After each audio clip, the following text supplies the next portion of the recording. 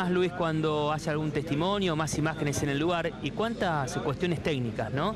Lo tenemos a Jorge Polanco, al comandante Polanco, en los estudios de C5N, para conocer algunos detalles. Comandante, avión, se le tiene que decir avión por las características y no avioneta. Recuerdo la misma corrección que nos hizo con lo sucedido, recuerda usted en Carmelo, en Uruguay, ¿es la misma?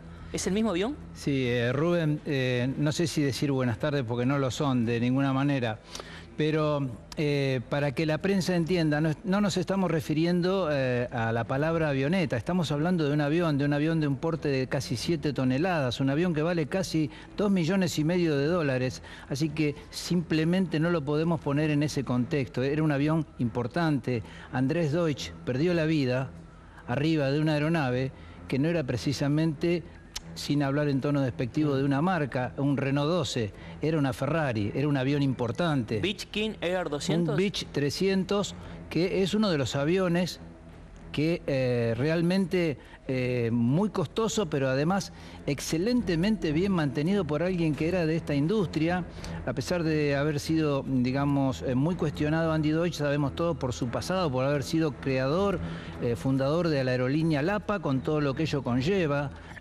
Pero él ha sido un real cultor de la aviación, un hombre que desde que entró al negocio de la aviación no dejó de invertir en él mismo, mal o bien.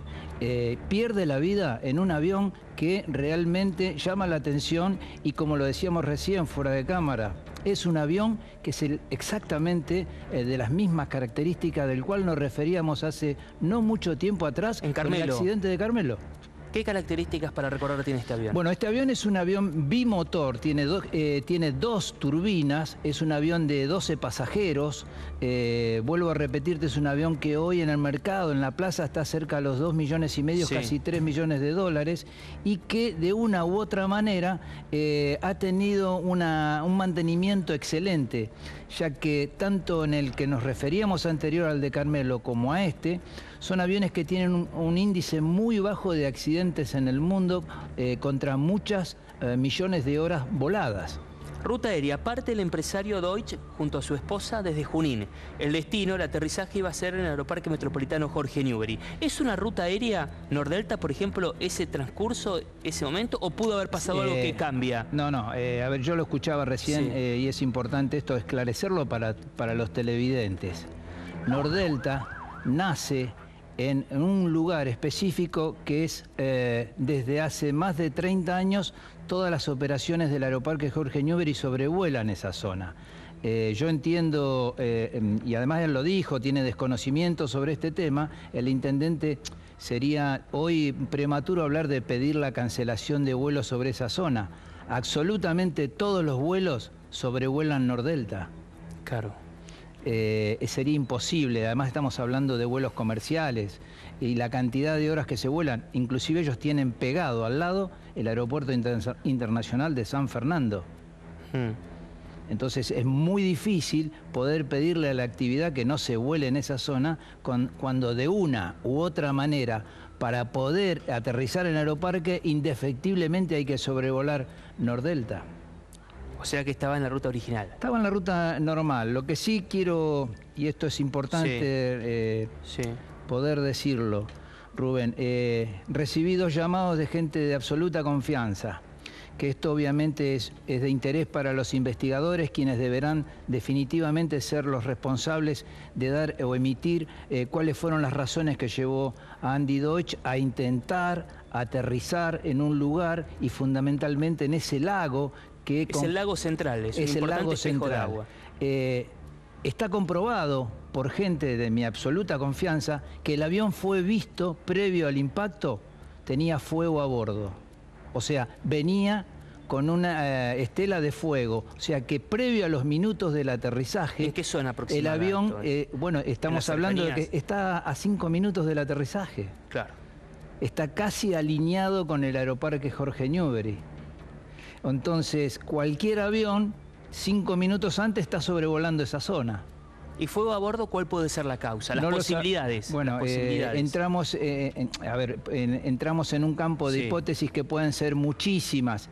Lo que sí, esto me cierra con esa digamos, definición de por qué el avión buscaba en todo momento ir hacia el lago. O sea, creo que en sus momentos finales Andy Deutsch pensó, la única manera de contrarrestar esto es caer dentro de un lago de esa magnitud como para poder contrarrestar lo que el fuego podría hacer a futuro, y que fue de la manera que terminó. No le permitió llegar a la laguna y estrellarse contra una casa. ¿Y es un avión, como ocurrió en Carmelo, que pueda aterrizar? ¿Puede hacer un aterrizaje forzoso en el agua, por ejemplo?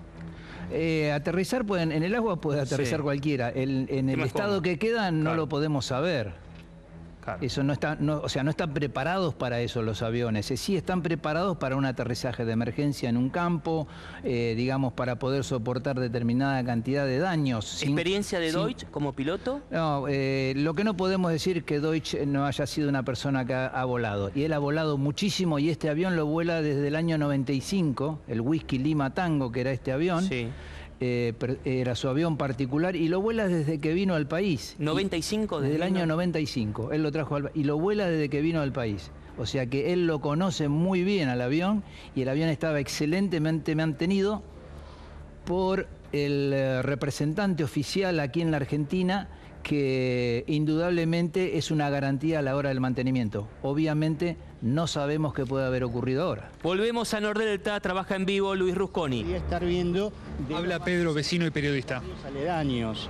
Entonces ahí es donde se podía ver mucho más que la gente que está de este lado. Claro. Entonces inmediatamente llamé a un par de amigos para que me dijeran qué pasó. Me dijeron, mira, hubo una explosión. Le digo, bueno, puedo ir, así podía venir a ver, y inmediatamente, cuando me entero que fue un avión, empezamos a transmitir para la radio, un poco para dar tranquilidad, que era lo que había pasado. Y bueno, lamentablemente nos encontramos con el luctuoso episodio de que fallece el piloto por una cuestión de 50 metros, o sea, debe haber tocado, lo que nos dijo un amigo que es piloto, debe haber tocado con el ala. Vieron algunos que fue con el ala derecha, porque, para que te des una idea, gente que estaba en los jardines o adentro de la casa, vieron que de repente bajaba algo, tocaba y se explotaba, o sea, claro. La gente que estaba mucho más cerca del lugar, ¿no? ¿Cómo fue el recorrido que hizo el avión? Primero impacta con una casa, ¿no? Con el ala. Con el ala toca en una casa, lo cual le debe haber impedido, porque ya es como que estaba bajando para acuatizar, obviamente. O sea, en esta zona lo mejor, si le pasa un accidente, era tratar de bajar en el lago del Nordelta, porque bueno, tenés los metros suficientes como para poder caer. Ese es el tema. Hay un espejo de agua, es el lago. Es el lago principal de Nordelta, en el cual rodea varios de los barrios, está en el centro de Nordelta, y digamos que la maniobra que hizo en emergencia el piloto realmente estaba perfecta. Bueno, no llegó, pero no llegó por metros, claro. Y además lo que sucedió, que tenemos que estar hablando de 2 víctimas, si no hubiera podido hacer esta maniobra estaríamos hablando de algo, de un desastre, exacto. ¿Cómo fue el panorama cuando llegaron hasta el lugar? ¿Qué fue lo que pudiste ver? Confusión, gente que no sabía que había sucedido, que pensaron todos lo mismo, que era una explosión, un escape de gas. Pero bueno, después se empezó a comentar y ya la gente se empezó a comentar en el barrio. Los servicios funcionaron realmente muy bien, porque en menos de 10 minutos ya estaban los bomberos, hubo 7, 8 dotaciones, ambulancias y bueno, todo lo que también el barrio y Nordelta tiene digamos, previsto para este tipo de situaciones. Algunos vecinos mencionaban que se escuchaba un ruido raro del motor de la avioneta, no sé si pudiste detectarlo o si pudiste levantar algún tipo de testimonios al respecto. Sí, hablé, algunos me dijeron, mirá, a mí me pareció que era un avión, pero no sé, pudo haber sido algún grupo electrógeno. Yo dije, bueno, no, grupo electrógeno, claro. era imposible. Pero bueno, como que la gente estaba en su casa y obviamente algo les pasó por la cabeza, claro. y lo situaron. ¿Se escuchaba un motor que no estaba funcionando bien? ¿Alguno te mencionó sí, esto? Algunos también me dijeron, puede ser que se haya caído un helicóptero, claro. por el ruido.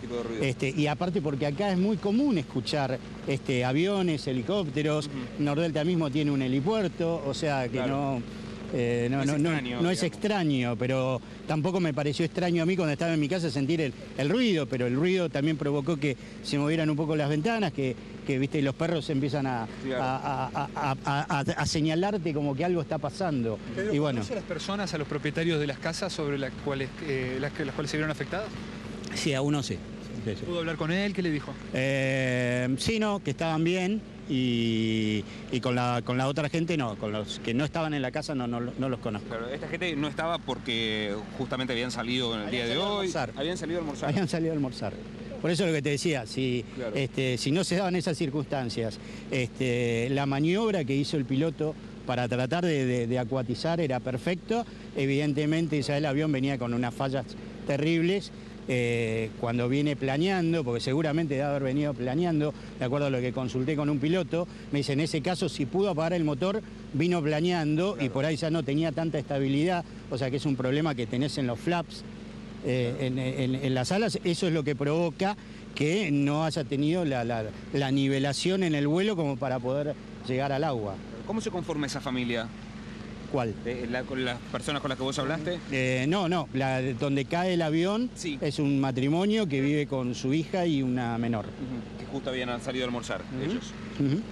Exacto. Muchísimas gracias, No, Pedro. gracias a ustedes, chicos. La palabra del testimonio, un vecino, además periodista, que fue uno de los primeros que pudo llegar hasta el lugar y empezar a levantar y a recoger todos estos datos, ¿no, Rubén, que nos estaba contando anteriormente? Perfecto, Luis, tenés prioridad cuando haya más testimonios y vamos tomando algunos de los datos de los vecinos, testimonios, para preguntarle al especialista, en este caso al comandante Jorge Polanco. Decía Pedro, el vecino, una maniobra oportuna, un plan de emergencia satisfactorio por parte de Deutsch para tratar de aterrizar en el lago central de Nordelta. Rubén, esto abona prácticamente esta información que se deberá tener en cuenta del hecho de que el avión buscaba a poder acuatizar, dado que ya tenía fuego a bordo. Porque entiendo que Andy Deutsch había contemplado que la única manera de poder contrarrestar eso era depositando el avión en un lago. Claro.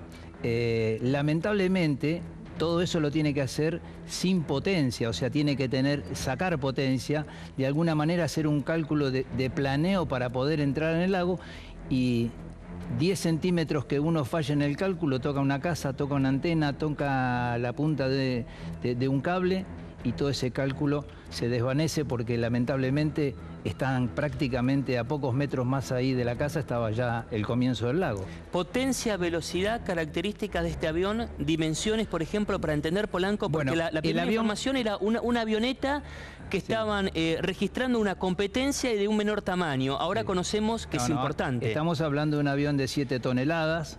Bien te lo decía, puede llevar hasta 12, transportar hasta 12 pasajeros. Ese avión que ustedes están viendo hoy ahí en imágenes es turbohélice, tiene una potencia de casi 800 caballos por motor.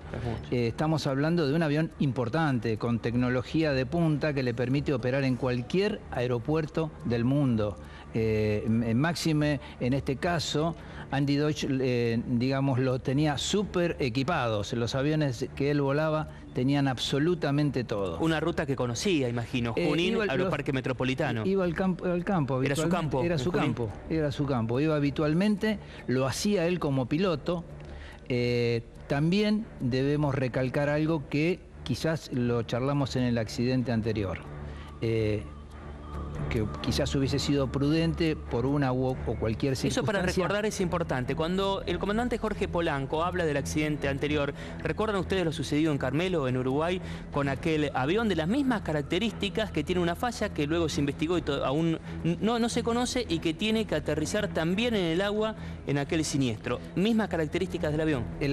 Son de las mismas características, con la diferencia de que los motores son de menor potencia, en el caso del avión de Carmelo. Pero el avión es prácticamente es la misma empresa, ¿no? Es la misma firma. El mismo fabricante, el mismo tipo de avión, prácticamente la misma capacidad, solamente diferenciado en sus turbinas.